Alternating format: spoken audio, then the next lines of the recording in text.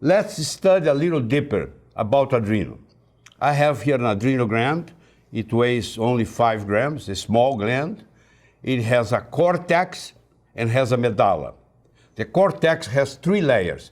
The glomerulosa layer that produces a hormone called aldosterone, the fasciculator layer that produces hormones called cortisol, and the reticularis layer that produces androgens, the major one being the DHEA.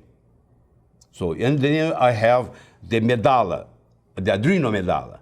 And the adrenal medulla produces catecholamines. The major one is the norepinephrine. So I have here the anatomy of the gland and the major hormones produced by it. I'm saying major because the adrenals can produce, and it has been identified, more than 50 hormones. I'm talking about 4 here, but it's more than 50, to give you an idea of the complexity of adrenals. Well, here I have the cascade of the steroid hormones. The precursor of them all is cholesterol. If you have a very low cholesterol or you're taking statin to lower your cholesterol, you can have problem with this cascade, not having cholesterol enough to cascade this way. As you can see there, the cholesterol goes to pregnenolone. Pregnenolone can go to progesterone, aldosterone, cortisol. The other side is the DHEA that go to androstenedione that are going to produce the male and female hormones called like testosterone, estrogen, estradiol, estriol. And they want everything that's inside of this red line. They are also can be also hormones and precursors. Pregnenolone and DHEA are precursors, as you can see in the cascade, from other hormones, but also hormones by themselves. They have receptors. DHEA can act in the brain, for instance, as its own receptor, and can be a precursor for the formation of testosterone, estrogen, estradiol, estriol.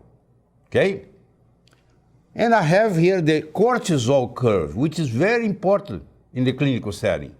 You see here the cortisol peaks in the morning between 6 and 8 a.m. and it goes down, down, down, down up to midnight, 12 midnight. It's the lowest. So the peak is 8 o'clock in the morning, the lowest is midnight. It goes going down during the day, as you can see in the curve. When you have a problem with the adrenal, sometimes the first thing that's being affected is the cortisol curve. That's why we have to take the measurement of the cortisol in this way. 8 a.m., you have to take salivary cortisol, which is the best, 8 a.m., 4 p.m., 10 p.m. The blue lines you see there are the upper and the lower limits for normal. As you can see in this case, the red lights represents the measurement in this specific patient. As you can see by the red line, the cortisol in this person is increased in the morning, is increased in the afternoon, is increased in the evening. So there is a stress here. The question is this an acute or a chronic stress disorder? That's the question. Well, the only way to answer this question, we have to do a follow-up. A month from now, I repeat this test. If it's still increased, well, that's chronic stress disorder. It is normalized, well, it was an acute stress disorder. Okay? So it's very important to do this salivary measurement.